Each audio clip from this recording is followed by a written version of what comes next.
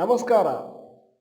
ಇವತ್ತಿನ ವಿಡಿಯೋ 7 ದಿನಗಳ ಮೇಲೆ ಇವತ್ತು ಮಾರುಕಟ್ಟೆ ಮೇಲಕ್ಕೆ ಕಾರಣಗಳು. ನಾನು ಡಾಕ್ಟರ್ ಭರತ್ ಚಂದ್ರ. ವಿಡಿಯೋಗಳ ಉದ್ದೇಶ ಕನ್ನಡಿಗರ ಫೈನಾನ್ಷಿಯಲ್ ಎಜುಕೇಶನ್. 7 ದಿನಗಳಿಂದ ಕಂಟಿನ್ಯೂಸ್ ಆಗಿ ಮಾರುಕಟ್ಟೆ ನೆಗೆಟಿವ್ ಆಗಿ ಕ್ಲೋಸ್ ಆಗ್ತಾ ಇತ್ತು.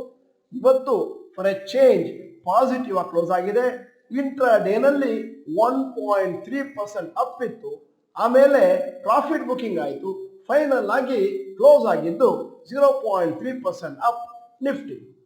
ಈ ಅಪ್ ಟ್ರೆಂಡ್ ಇವತ್ತು ಮುಖ್ಯವಾಗಿ ಬರಲಿಕ್ಕೆ ಕಾರಣ ಏನು ಅಂತಂದ್ರೆ, ಕಳೆದ 1.5 ತಿಂಗಳಿಂದ ಮಾರುಕಟ್ಟೆ ಸತತವಾಗಿ ಕೆಳಗೆ ಹೋಗ್ತಾ ಇದೆ. ಅಂದರೆ ಇವತ್ತಿನ ರ್ಯಾಲಿ ಬಂದರೂ ಕೂಡ ಆ ರ್ಯಾಲಿಯನ್ನು ಸಸ್ಟೈನ್ ಮಾಡಲಿಕ್ಕೆ ಮಾರುಕಟ್ಟೆಯಲ್ಲಿ ಹೇಳಿಕೊಳ್ಳುವಂತಹ ಸ್ಟ್ರೆಂತ್ ಇರಲಿಲ್ಲ.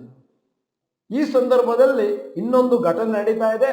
Maharashtra elections 20th November. ಆದ್ದರಿಂದ ನಾಳೆ ಮಾರುಕಟ್ಟೆಗೆ ಹಾಲಿಡೇ. 23ನೇ ತಾರೀಕು ರಿಸಲ್ಟ್ಸ್ ಬರುತ್ತೆ ಮತ್ತು 25ನೇ ತಾರೀಕು November Monday.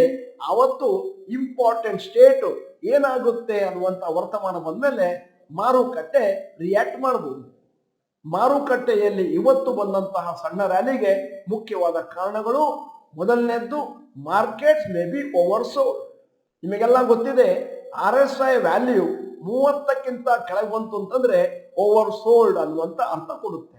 End of September 2024 ಅಲ್ಲಿ ಮಾರುಕಟ್ಟೆ ತುಂಬಾ ಕೆಳಗೆ ಹೋಯಿತು ಮತ್ತು RSI over sold zone enter ಆಯಿತು. RSI 28.6 ಇತ್ತು. ನಿನ್ನೆ ಇವತ್ತು 29.9 ಆಗಿದೆ. ಈ ರೀತಿ RSI ಕೆಳಗೆ ಬಿದ್ದರಿಂದ ಮಾರುಕಟ್ಟೆಯಲ್ಲಿ ಒಂದು ಸಣ್ಣ ರ್ಯಾಲಿ ಬಂತು.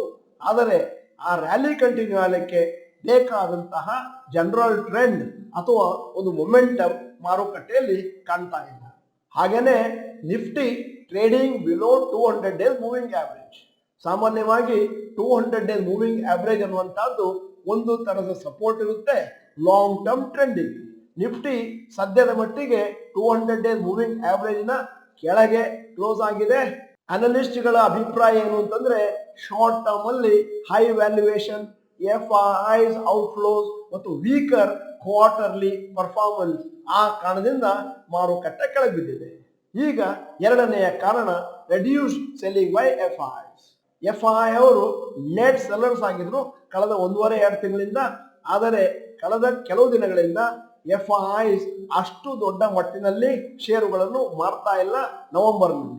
ಅದೇ ಸಮಯದಲ್ಲಿ DIIs ಕೂಡ ಈಕ್ವಾಲೆಂಟ್ ಅಮೌಂಟ್ ನ ಮಾರುಕಟ್ಟೆಯಲ್ಲಿ ಪಂಪ್ ಮಾಡ್ತಾ ಇದ್ದಾರೆ ಕಳೆದ 4-5 ದಿವಸದಿಂದ. ಅದರಿಂದಾಗಿ ಮಾರುಕಟ್ಟೆ ಸ್ಮಾಲ್ ಪರ್ಸೆಂಟೇಜ್ ಅಲ್ಲಿ ಬೀಳ್ತಾ ಇದೆ, ಅಲ್ಲದೆ ಮೇಲಕ್ಕೂ ಕೂಡ ಹೋಗ್ತಾ ಇದೆ. ಡಿಸೆಂಬರ್ ತಿಂಗಳು ಕ್ರಿಸ್ಮಸ್ ಮತ್ತು ಇಯರ್ ಎಂಡ್ ಬರ್ತಾ ಇರುವಂತ ಈ ಸಂದರ್ಭದಲ್ಲಿ ಒಂದು ವಿಚಾರವನ್ನು ತಿಳ್ಕೊಳ್ಬೇಕು. FIIs ದೊಡ್ಡ ದೊಡ್ಡ ಟ್ರಾನ್ಸಾಕ್ಷನ್ ಅನ್ನು ಮಾಡೋದಿಲ್ಲ. ಆದಷ್ಟು ತಮ್ಮ ಪೊಸಿಷನ್ ಅನ್ನು ಲೈಟ್ ಆಗಿ ಇಟ್ಕೊಳ್ತಾರೆ. ಹಾಗೇನೆ ಮ್ಯೂಚುವಲ್ ಫಂಡ್ ಮ್ಯಾನೇಜರ್ಸ್ ಕೂಡ ರಜೆಯಲ್ಲಿ ಹೋಗ್ತಾ ಇರೋದ್ರಿಂದ, ಅದು 1-2 ದಿನ ಅಲ್ಲ, ಹಲವಾರು ದಿನಗಳ ರಜೆಯಲ್ಲಿ ಹೋಗ್ತಾ ಇರೋದ್ರಿಂದ ತಮ್ಮ ಪೊಸಿಷನ್ ಅನ್ನು ಆದಷ್ಟು ಲೈಟ್ ಆಗಿ ಇಟ್ಕೊಳ್ತಾರೆ.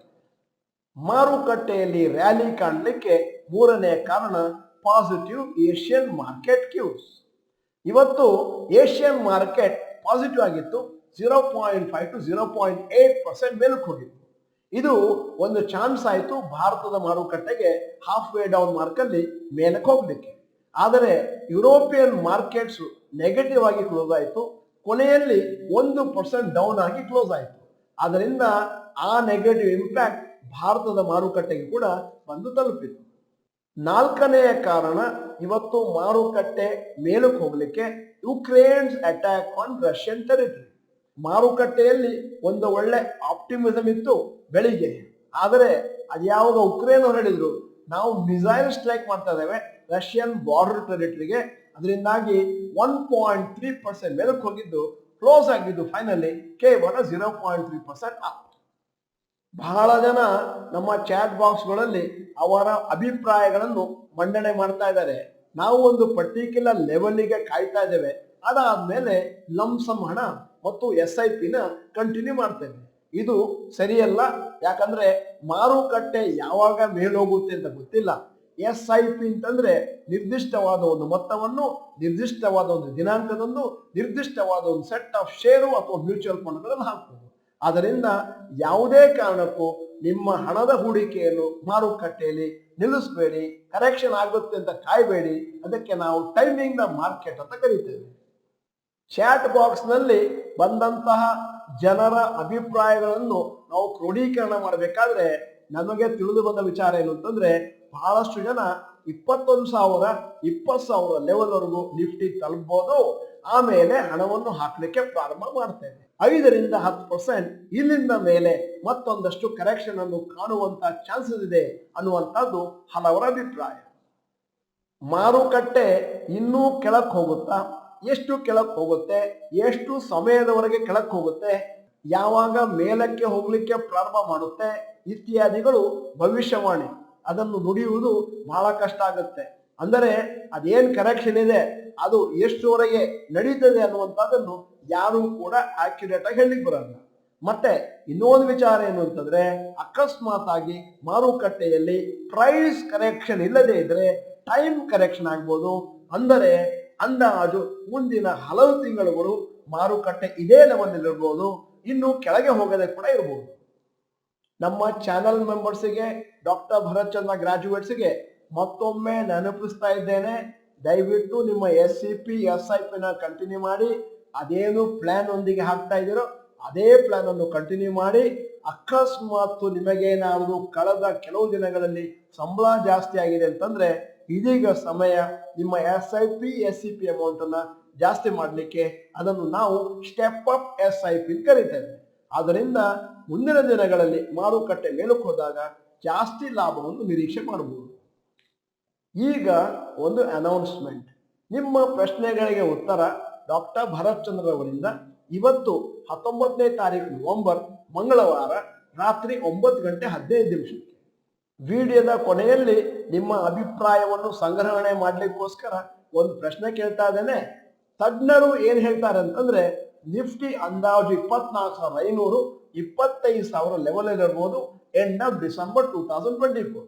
ನಿಮ್ಮ ನಿರೀಕ್ಷೆ ಏನು? ದಯವಿಟ್ಟು ಅದನ್ನ ಚಾಟ್ ಬಾಕ್ಸ್ ನಲ್ಲಿ ಟೈಪ್ ಮಾಡಿ. ನೀವು ಡಾಕ್ಟರ್ ಭರತ್ ಚಂದ್ರ ಇನ್ಸ್ಟಿಟ್ಯೂಟ್ ಕನ್ನಡ ಚಾನೆಲ್ ಮೆಂಬರ್ ಅಲ್ಲ ಅಂತಂದ್ರೆ ಇದೀಗ ಸಮಯ ಸಬ್ಸ್ಕ್ರಿಪ್ಷನ್ ಬಟನ್, ಬೆಲ್ ಐಕಾನ್ ಒತ್ತಿ. ವಿಡಿಯೋ ಚೆನ್ನಾಗಿದ್ರೆ ಲೈಕ್ ಬಟನ್ ಒತ್ತೋದು ಮರಿಬೇಡಿ. ವಿಡಿಯೋನ ನಿಮ್ಮ ಎಲ್ಲಾ ಸ್ನೇಹಿತರಿಗೂ ಫಾರ್ವರ್ಡ್ ಮಾಡಿ. ವಿಡಿಯೋನ ಸಂಪೂರ್ಣವಾಗಿ ನೋಡಿದ್ದಕ್ಕೆ ಧನ್ಯವಾದಗಳು. ನಮಸ್ಕಾರ.